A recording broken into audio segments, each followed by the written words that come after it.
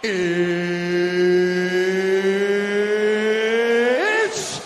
time! Bonjour tout le monde, bienvenue dans cette nouvelle vidéo et aujourd'hui nous allons faire un classement des top 10 des meilleurs combattants de l'UFC. Et puis ce sera un classement personnel, je pense vraiment que j'ai fait un bon travail, un bon boulot. Je serais bien content de lire vos commentaires sur mon top 10 et en même temps vous pouvez me dire qui devrait être là, qui ne devrait pas être là. C'est parti. Donc en numéro 10, je place et je ne vois pas souvent cette personne dans les autres top 10. Donc peut-être que je fais erreur, mais je crois pas. Je crois qu'elle mérite le crédit que je vais lui accorder. C'est bien Ronda Rousey. En fait, cette femme a vraiment propulsé les arts martiaux mixtes dans le sport du côté féminin. Et puis ses combats, c'est tout simplement une tuerie en voulant dire. Elle a fait tellement de combats qu'elle a terminé en 14 secondes, 16 secondes, puis pas juste des combats contre des combattantes de bas niveau, là, c'était des combattantes, c'était les meilleures combattantes féminines de l'époque. Je crois simplement que Ronda Rousey s'est fait dépasser par les événements et le sport l'a rattrapé, c'est pourquoi qu'elle a perdu de façon violente ses deux derniers combats, mais c'est une pionnière dans ce sport-là et je crois qu'elle mérite 100% du crédit que je lui donne et elle devrait en avoir plus de crédit selon les fans de MMA. En numéro 9, j'ai Stipe Miocic qui est considéré par plusieurs comme étant le GOAT des heavyweight. Moi, personnellement, je le vois très haut dans ma liste. Justement, je le mets 9e de tous les combattants. C'est très bon. C'est un des seuls d'avoir battu Daniel Cormier. Daniel Cormier qui est un combattant exceptionnel. Il a battu aussi Francis Ngannou. Il n'y a pas beaucoup de gens qui ont été capables de battre Francis Ngannou. Il est même considéré par nul autre que John Jones comme le GOAT des heavyweight. C'est un combat qui va arriver prochainement que Stipe Miocic a réussi à faire depuis le début de sa carrière, depuis qu'il a remporté sa première ceinture contre Fabricio Werdum en 2016, si je me trompe pas. C'est tout simplement incroyable. Et la prochaine sur ma liste se nomme Amanda Nunes. Amanda Nunes est une combattante hors pair. Cependant, je l'aurais mis un peu plus haut sur ma liste si ce n'était pas de ses défaites en début de carrière. Elle a quand même subi 2 KO et 2 soumissions. Aussi, elle a perdu un combat récemment, un combat que personne n'avait vu venir. Elle a vengé sa défaite, mais quand même, selon moi, ça reste la meilleure combattante de l'histoire. Et puis, elle n'a pas énormément de choses à se reprocher. Une carrière A+, toujours un plaisir de voir cette combattante se battre. Le suivant sur ma liste, numéro 7, on est rendu à Daniel Cormier. J'en ai parlé il y a pas tellement longtemps. Ce combattant-là, c'est vraiment un de mes favoris. J'en ai parlé dans une de mes dernières vidéos. Justement, il y a une vidéo qui s'en vient sur le top 10 de mes combattants favoris, donc manquez pas ça prochainement. Daniel Cormier, ce qui était vraiment bon avec lui, c'est à quel point il était pas grand et puis qu'il battait, il donnait une bonne compétition à tous ceux qui se battaient contre, et ils étaient tous plus grands que lui. Il était fortement désavantagé par sa portée, mais il était vraiment un lutteur hors pair. Et puis il a donné beaucoup de difficultés à tous les combattants qu'il a affrontés. Même John Jones, je me souviens quand que le combat qui a été tourné en sans décision à cause que John Jones avait testé positif à du doping. Daniel Cormier, au début, quand même, avait des très bons moments. Là, plus en plus que ça avançait, on voyait que John Jones commençait à prendre son aise et a finalement KO Daniel Cormier. Et même s'il a perdu contre Stipe Miocic, selon moi, Cormier était en fin de carrière. Miocic est un petit peu moins en fin de carrière que Cormier. Justement, il se bat encore.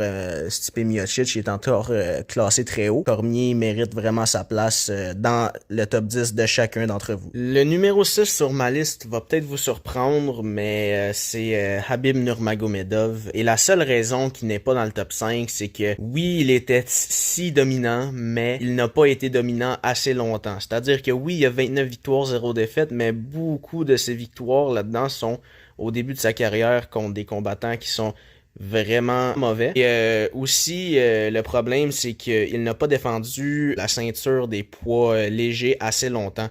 Il n'a pas beaucoup de défense de titre. Et oui, malgré qu'il a été si dominant pendant plusieurs années, je crois que 6e, c'est quand même une position assez respectable. En tant que numéro 5 de ma liste, nous avons José Aldo, combattant des poids plumes, c'est-à-dire qui a aussi fait du poids bantam. José Aldo a vraiment été un combattant tout étoile. Il a passé près de 10 ans sans perdre un seul combat. Le combat qu'il a perdu, c'était contre Conor McGregor, justement. Mais c'était vraiment une terreur. José Aldo, Je sais pas s'il y a tout le crédit qu'on lui doit. Sérieusement, c'est vraiment un pilier de ce sport et je le vois top 5 sans aucune hésitation. En tant que numéro 4, nous avons Demetrius Johnson, un petit combattant qui s'est combattu dans la catégorie des poids mouches pour la grande majorité de sa carrière. En tout cas, c'est là qu'il a fait son nom. Il était vraiment seul de sa catégorie. Il a pas vraiment beaucoup subi la défaite, outre contre des légendes, entre autres Henry Cejudo, qui est un excellent combattant aussi. Demetrius Johnson, peut-être le fait que ce soit un petit combattant, il avait tellement dominé que c'était quasiment sûr qu'il allait remporter combat après combat. Ça a peut-être joué contre lui pour la façon dont les gens pouvaient le voir dans leur ranking, puisque peut-être qu'il attirait un peu moins les foules, mais ça reste tout de même le 4e meilleur combattant de tous les temps selon moi. Bon, maintenant on arrive à la crème de la crème, et en 3e position, je n'ai nul autre que Anderson, l'araignée de Spider Silva. Honnêtement, qu'est-ce qu'il y a de mieux que Anderson Silva en striking?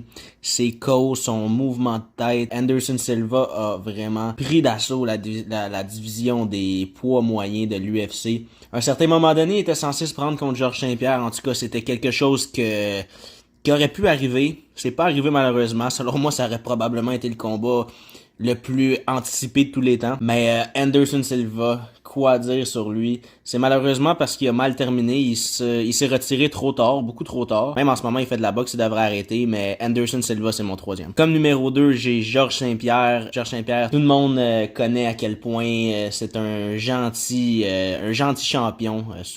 T'as souvent eu des champions plutôt qui sont pas humbles. Georges Saint-Pierre avait toute l'humilité qu'un champion se doit d'avoir. Et puis moi, c'est un gars qui vient de la province du Québec. Donc je suis très fier de Georges Saint-Pierre. Malheureusement, je peux pas le mettre numéro 1 parce que je pense qu'il s'est fait dépasser tout récemment là, avec un combat qui s'est passé il y a 2 semaines. Là, je pense que c'est vraiment ça qui a cimenté le premier que je vous parle à l'instant. Le numéro 1, mes amis, on parle bel et bien de Jon Bones Jones. Avant le 4 mars, avec son combat contre Cyril Gane, où ce que Jones est allé chercher la ceinture des poids lourds. J'aurais dit Georges Saint-Pierre, j'avais aussi beaucoup le hometown bias, tu sais, vu qu'il vient de chez moi. Bref, j'ai pas le choix de dire Jon Jones, même si je l'aime pas, parce que c'est pas nécessairement la meilleure personne à l'extérieur de la cage. Quand je parlais d'un combattant humble comme Georges Saint-Pierre, Jon Jones, c'est pas ça. Malgré qu'il a l'air d'avoir maturé un peu, il y a aussi eu sa période d'utilisation de stéroïdes. Je crois que c'est le combattant qui s'est fait le plus testé positif. T'sais, en plus, il a battu mon préféré, Daniel Cormier, mais dans l'ensemble de sa carrière, Jon Jones, il y a personne qui a été capable de... Même, je dirais même être proche de qu'est-ce que Jon Jones a fait. Parce que normalement, ce gars-là serait 28 victoires, 0 défaite. Il y a une défaite à cause d'une disqualification, des coups de coude qu'il avait fait, mais il dominait son adversaire. Le nombre d'anciens champions qu'il a battu aussi, ça a été le champion le plus jeune à quoi, 22 ans, je crois? Il était tout jeune, là. J'ai 22 ans, là. Donc, bref, ça me peine à dire, mais c'est Jon Jones, le meilleur de tous les temps. Mais peut-être, je peux espérer, je lui souhaite pas, là, écoute, mais pour ma part, peut-être qu'il pourrait perdre, parce qu'il continue encore de se combattre, peut-être qu'il pourrait perdre quelques combats en ligne, disons 3 combats en ligne, je dis ça comme ça, un KO percutant, ça pourrait y faire perdre la valeur un peu. Georges Saint-Pierre pourrait peut-être revenir par-dessus un jour, mais je parierais pas là-dessus. Je crois que tous les combattants que j'ai mis ont leur place. Si c'est pas dans le top 10, c'est dans le top 15. Même pour Ronda Rousey, je crois qu'il y a un disrespect un manque de respect envers Rousey ces temps-ci. Mais bref, dites-moi qu'est-ce que vous en pensez et on se revoit très bientôt.